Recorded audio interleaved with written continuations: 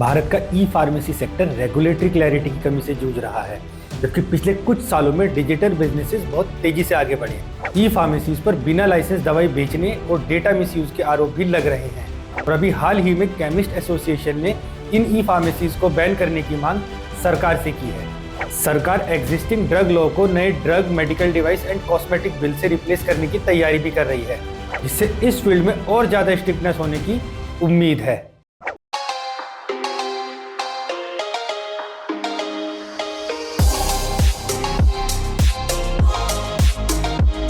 तो आज की इस वीडियो में ई फार्मेसीज के इसी इशू पर बात करते हैं।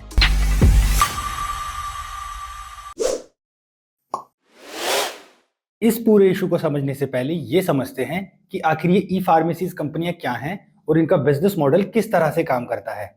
जैसे हम ऑनलाइन ग्रोसरी, सब्जी, कपड़े या कुछ भी सामान खरीदते हैं, वैसे ही कुछ कंपनीज होती हैं जो दवाइयां बेचती हैं ऑनलाइन। इसमें आपको घर बैठे बैठे ही दवाइयां मिल जाती हैं और अब तो अमेज़न और फ्लिपकार्ट जैसी कंपनीज ने भी ऑनलाइन दवाइयां बेचनी शुरू कर दी हैं। ई फार्मेसीज का बिजनेस कोविड के बाद से बहुत तेजी से बूम हुआ है।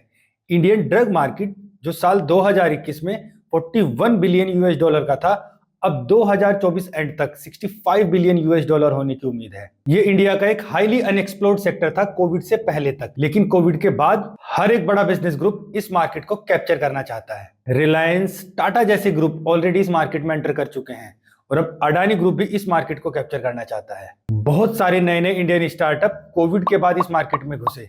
उनमें से कुछ को या तो किसी बड़े ग्रुप ने खरीद लिया या उनमें अपना स्टेक लगाया है। इसी से आप समझ सकते हैं इस मार्केट का पोटेंशियल कितना है। पिछले कुछ सालों में ई फार्मेसी की मांग बहुत तेजी से बढ़ी है।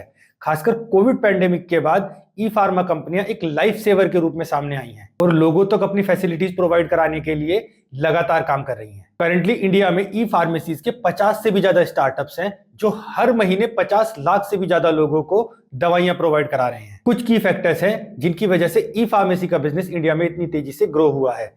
इसमें सबसे पहला है rapid internet penetration in India. पिछले 6 सालों में अर्बन और रूरल दोनों एरियाज में इंटरनेट पेनिट्रेशन बहुत तेजी से हुआ है। हाई स्पीड इंटरनेट कनेक्टिविटी और सस्ते स्मार्टफोन मार्केट ने ई फार्मेसी के बिजनेस को ग्रो करने में बहुत हेल्प की है। नंबर 2 है डिजिटल इंडिया इनिशिएटिव। भारत सरकार की डिजिटल इंडिया स्कीम की वजह से इंटरनेट की फैसिलिटी देश के दूर दराज के कोनों तक फैली। इस वजह से ई फार्मेसी बिजनेस को इंडिया के दूर दराज के कोनों में पेनिट्रेट करने में आसानी हुई है। Number 3, changing lifestyle and disease progression. पिछले 25 सालों में बदलते लाइफस्टाइल और हैबिट के कारण डायबिटीज और ब्लड प्रेशर जैसी लाइफस्टाइल डिजीज बहुत तेजी से बढ़ी हैं और इन बीमारियों में लोगों को जीवन भर के लिए दवाइयों पर आश्रित रहना पड़ता है। ऐसे में मेडिसिन की डिमांड बहुत तेजी से बढ़ी है और ये ई फार्मेसीज घर बैठे बैठे दवाइयां प्रोवाइड करा रही हैं और कॉम्पिटिटिव रेट की वजह से इनकी डिमांड और ज्यादा बढ़ रही है। Number 4, booming Indian economy. ऐसा कहा जा रहा है कि ई ड्रग स्टोर्स फ्यूचर में इंडिया को वर्ल्ड की टॉप 3 इकोनॉमीज में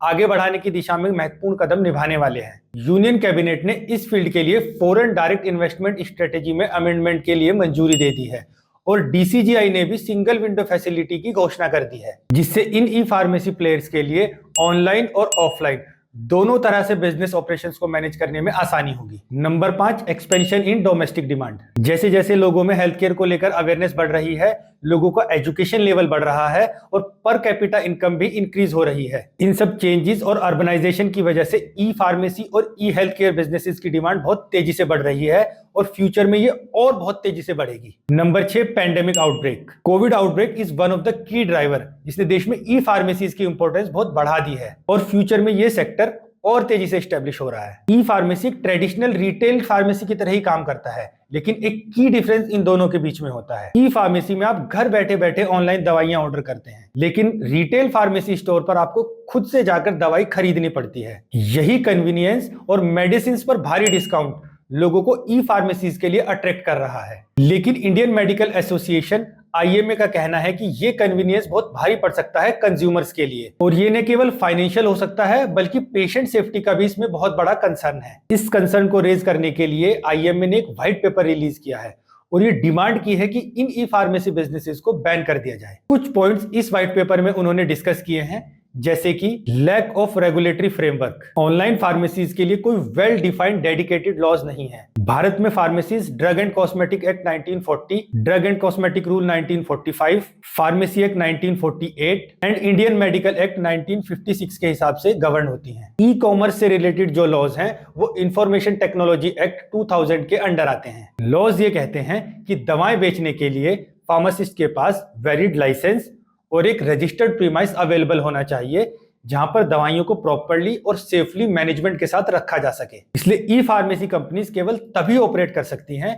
जब उनके पास इंडिया में कोई रजिस्टर्ड प्रीमाइस अवेलेबल हो। इंटरस्टेट सेल ऑफ ड्रग, दवाइयों की इंटरस्टेट सेल के लिए भी रूल्स प्रॉपर्ली एस्टेब्लिश नहीं है। इस बात की पूरी पॉसिबिलिटी है कि कोई दवाई एक स्टेट में वैलिड हो सकती है, लेकिन हो सकता है कि दूसरे स्टेट में वो वैलिड ही ना हो। अब क्योंकि ऑनलाइन फार्मेसी में लोग देश के किसी भी कोने से मेडिसिन को ऑर्डर कर सकते हैं, तो इस बात के चांस बहुत ज्यादा बढ़ जाते हैं कि इस तरह के इश्यूज सामने आए। एक सिमिलर इंसिडेंस कुछ टाइम पहले मुंबई एफडीए ने भी रजिस्टर किया था, schedule H and schedule X drug misuse. Schedule H और शेड्यूल एक्स में एंटीबायोटिक और नार्कोटिक दवाइयां आती हैं और इन दवाइयों को केवल रजिस्टर्ड फार्मासिस्ट द्वारा वैलिड लाइसेंस और वैलिड प्रिस्क्रिप्शन होने पर ही बेचा जा सकता है। There is a high possibility कि एक प्रिस्क्रिप्शन को एक से ज्यादा बार पोर्टल पर अपलोड करके दवाइयों का मिसयूज किया जा सकता है और अब एआई की दुनिया में तो इस बात के चांस और ज्यादा बढ़ गए हैं। Patient identity and data privacy, जो इंसान दवाई ऑर्डर कर रहा है उसको आइडेंटिफाई करना बहुत मुश्किल है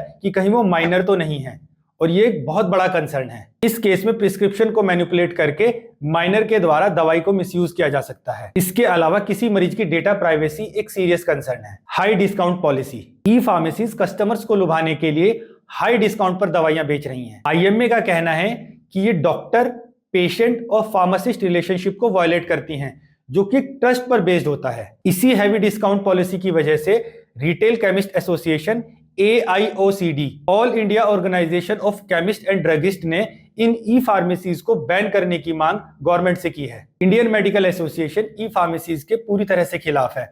उनका कहना है कि इससे नकली दवाइयों और दवाइयों के चीपर सब्स्टिट्यूट्स को बढ़ावा मिलेगा, जो बिल्कुल भी ठीक नहीं है, और डॉक्टर पेशेंट कॉन्फिडेंशियलिटी भी इससे अफेक्ट होगी। जो लॉज अभी हमने डिस्कस किए हैं वो सभी लॉज वायलेट होंगे और इससे लोगों में सेल्फ मेडिकेशन को बढ़ावा मिलेगा, जिसकी वजह से डॉक्टर की देखरेख के बिना सेम दवाई को सेम बीमारी में बार बार यूज किया जाएगा, जो कहीं तक भी सही नहीं है, और इस वजह से मेडिसिन के एडवर्स इफेक्ट भी होंगे। सेल्फ मेडिकेशन के क्या दुष्परिणाम है, इस पर मैंने ये वीडियो बनाई है, आप इसको जाकर देख सकते हैं। अगर आप आईएमए के इस व्हाइट पेपर को डिटेल्स में पढ़ना चाहते हैं तो मैंने डिस्क्रिप्शन में इसका लिंक डाल दिया है, आप वहां से जाकर फर्दर इसको पढ़ सकते हैं। तो क्या वाकई ऑनलाइन दवाइयों की बिक्री पर रोक लगनी चाहिए? देखिए, कोविड पेंडेमिक से पहले तक ई फार्मेसीज को इतनी इंपॉर्टेंस नहीं मिली, क्योंकि इस फील्ड में रेगुलेटरी कंप्लायंस और पॉलिसीज की कमी थी, जिसकी वजह से ई फार्मेसी सेगमेंट स्टेगनेंट था इन टर्म्स ऑफ ग्रोथ। लेकिन कोविड पेंडेमिक के बाद दवाइयों की मांग बहुत ज्यादा बढ़ गई थी। बाकी सभी सेवाओं की तरह लोग दवाइयों को भी घर पर ही ऑर्डर करके मंगाना प्रीफर कर रहे थे। उस टाइम पर इन ई फार्मेसीज की वजह से बहुत हेल्प हुई थी। कोविड के बाद ई फार्मेसी बिजनेस को एक बहुत अच्छे बिजनेस मॉडल और एक इजी टू यूज मॉडल के रूप में देखा गया। हो सकता है कि फ्यूचर में हमें इसी तरह की हेल्थ पेंडेमिक्स को फेस करना पड़े, उस केस में ये ई फार्मेसीज बहुत हेल्पफुल होंगी। लेकिन आईएमए और रिटेल फार्मेसी एसोसिएशन द्वारा रेज किए गए कंसर्न को भी नजरअंदाज नहीं करना चाहिए।